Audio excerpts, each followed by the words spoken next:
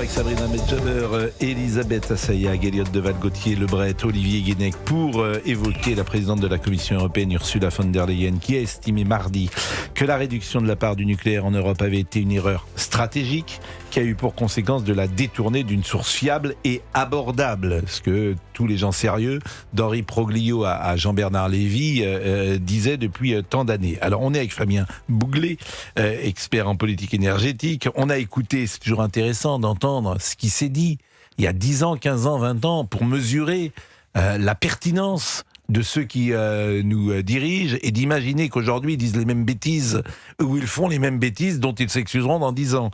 On a écouté donc Emmanuel Macron, Édouard Philippe, on a écouté Elisabeth Borne et je voudrais qu'on termine avec Brune Poirson qui était à l'époque secrétaire d'État à la transition écologique. Parce que ce qui est terrible avec ces gens, non seulement, pourquoi parfois je suis agacé, non seulement, pardonnez-moi et je vais choquer les uns et les autres, ils sont pas très bons pour ne pas dire nuls, mais en plus, l'arrogance avec laquelle ils assènent les choses, une sorte de j'allais dire de melonite. Pardonnez-moi, c'est pas très convenable de parler comme ça des uns et des autres, mais t'as l'impression que ils ont vraiment la vérité sur ces sujets-là. Les sachants. Ils ont une posture morale sur ces sujets-là, l'écologie notamment, et que tu ne peux pas les contrer. Et Madame Poirson, elle incarne cela. Alors visiblement, elle est dans le privé. Je souhaite vraiment bonne chance à l'entreprise privée dans laquelle elle a atterri, Madame Poirson. Mais on va l'écouter, ce qu'elle dit. Mais oui, je souhaite bonne chance. Pourquoi vous souriez ?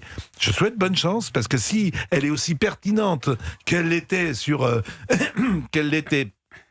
la transition écologique, forcément, faut être un peu modeste parfois. Même dans l'entreprise, faut savoir qu'on ne sait pas forcément. Il est 16h35, écoutez Madame Poirson. L'objectif, il est d'ici 2035 de fermer 14 réacteurs nucléaires. 2 en 2020 à Fessenheim. Ça, c'est notre objectif. Nous y tenons. EDF est en train de préparer, de nous faire des propositions pour savoir quel réacteur, précisément, nous allons fermer. Mais vous savez, ça se prépare. Est-ce que ça reste une énergie à venir aux yeux nucléaires ? Pour l'instant, notre objectif, il est de développer de façon massive les énergies renouvelables. Bon, voilà, donc c'était pour des raisons idéologiques. Alors, ce qui est intéressant en plus, parce que vous parliez tout à l'heure d'Elisabeth Borne. Elisabeth Borne, elle est polytechnicienne. Oui, tout à fait.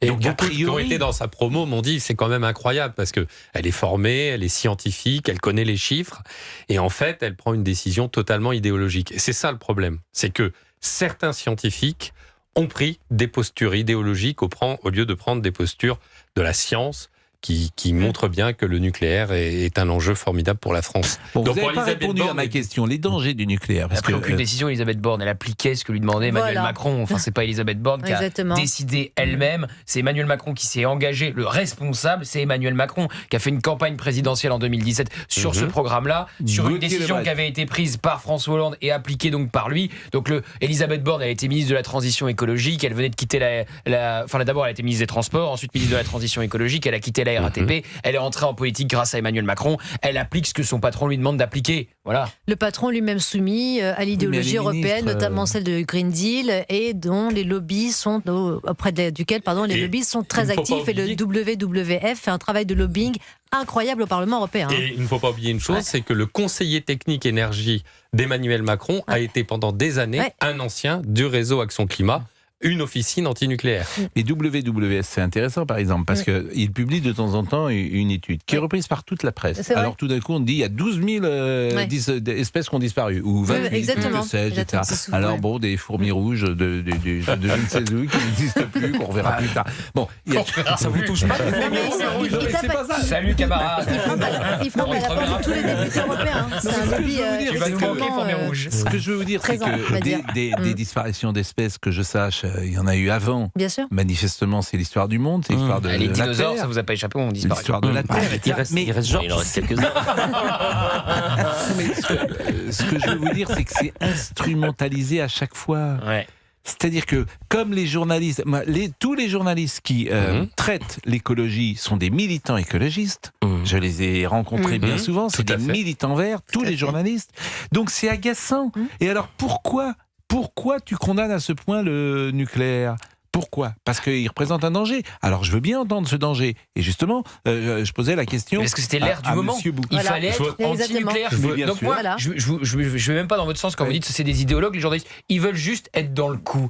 Ils veulent suivre l'air du moment. Moi, ce que je leur reproche, c'est qu'ils sont tous enfin pas tous, beaucoup sont conformistes et veulent être du bon côté. Ils veulent pouvoir être dans le petit milieu et être bien vus. Et si tu n'étais pas anti-nucléaire à ce moment-là, c'est que tu n'étais pas dans le coup. Ce qui est intéressant pour WWF, ce qu'on ne dit pas, c'est que WWF a créé une fondation dans la mer Baltique avec Gazprom, le russe Gazprom. Et qu'en fait, WWF sent le gaz parce qu'ils étaient liés avec l'entreprise gazière russe. Et justement, le gaz russe a besoin de moins de nucléaire pour exister. C'est très important ça. Parce que moi, j'ai grandi dans les années 70. Il y a des manifestations très importantes. Il y avait des petits autocollants, vous voyez, dans les classes, des lycéens qui avaient nucléaire nein danke. Nucléaire, non merci. Vous aviez ça, c'était un petit... à l'époque, il y avait des autocollants. Je ne sais pas si les autocollants existent toujours. Oui, ils existent toujours. Ronds. Plus trop, non. C'est pas bon pour la planète. Exactement. On mettait ça sur... 1815. On mettait ça sur sa voiture. Il y a des autocollants européens. Il y avait Europe 1, c'est la pêche. Donc, bon. Et je viens d'une région, comme vous savez, de Nantes. Et à Nantes, dans la région, il n'y a pas de centrale nucléaire. Pourquoi ? Parce qu'il y a eu des manifestations très importantes. En Bretagne, à Trogoff. Exactement. Pour une centrale qui était... Alors, il y a dans le Morbihan, je crois. Et puis, il y en avait une autre qui n'était pas à Pinhouette, mais qui aurait pu être construite et puis qui ne l'a jamais... C'est où Pinhouette ? Pinhouette, c'est en 44. Mais c'est pas, non, c'est au Pèlerin. Il y avait une centrale au Pèlerin. D'accord, je ne savais pas qu'il y en avait une près de Nantes. Non, mais il n'y avait pas un projet. Elle n'a jamais été construite. Tapez centrale de plutôt de sourire, monsieur Guénet. Mais non, la blague parce de que Gauthier maintenant, était très drôle. Vous ne dites plus rien maintenant. Alors vous allez bosser. C'est gratos ça. Vous allez bosser et chercher la centrale projet, centrale, construction, le Pèlerin. Bon, ça c'est ma première mais les conséquences ne sont pas neutres.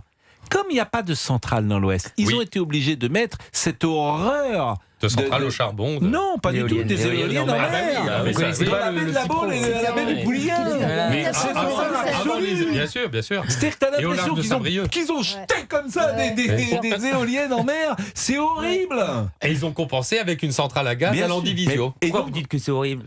Mais parce que c'est laid. Esthétiquement, c'est très beau. Parce que ça déplaît à vos petits yeux quand vous allez à la Non, mais c'est très beau. D'abord, c'est laid. Pardonnez-moi, c'est laid. Ça coûte une fortune. Et surtout, parce que vous n'êtes pas pêcheur. Vous êtes pêcheur, vous. Mais ça a changé les courants marins. Bien sûr. Donc, les marins pêcheurs. Vous en savez des courants marins. Mais parce que moi, je suis à la criée le matin à la Curbale avec les pêcheurs. Je parle avec eux. Et les langoustines, les sols, les turbos. Oui, c'est là que vous levez les sols. Les marins pêcheurs, les courants ont été complètement transformés. Donc ça a tué la biodiversité. Ça a changé la flore. La Saint-Jacques est morte de ces. Mais vous vous souciez de la biodiversité tous les deux maintenant ? Non, mais bien sûr. Mais on dit que tout le monde dit que. Moi, s'il y a un truc qui m'inquiète, c'est que les jeunes, les 18-24 ans, dans une grande majorité, donc c'est peut-être ça vous concerne peut-être, c'est qu'ils pensent que le nucléaire émet du CO2 et 2, ça contribue au dérèglement climatique. Sauf que là, ce qu'est en train de dire Pascal prouve exactement le contraire. C'est des vieilles éoliennes qui ont été faites par association climat quelque chose. Je la connaissais pas cette. Vous avez vu la centrale du Pèlerin, le projet ? Pèlerin, non, moi j'étais sur Pinhouette. Ça date de 1976. Je regardais Pinhouette. La centrale, le Pèlerin, c'est un projet, à mon avis, qui doit dater de 75, 76, 77. 76, je me souviens, il y avait des manifestations importantes. Projet de centrale du Carnet. Non, le Pèlerin. Le Pèlerin. Oui, mais quand je mets le Pèlerin, ça me met centrale nucléaire du Carnet, l'Atlantique. Eh bien, lisez-nous. Si tant est que ce soit quelque chose que... Vous savez quand la première fois de la saison... Non, je ne veux pas. Non, je vous jure, vous faites pas ce que vous voulez. Moi, je suis pas... Rébellion. Olivier, non. Ça va mettre un quart d'heure, mais trouvez-vous sur votre téléphone. Je vous présente mes excuses. Non, mais c'est pas...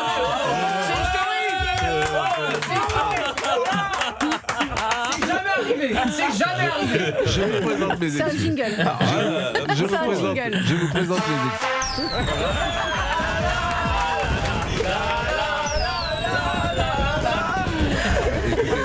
franchement, les gens qui nous écoutent, ils sont complètement cinglés.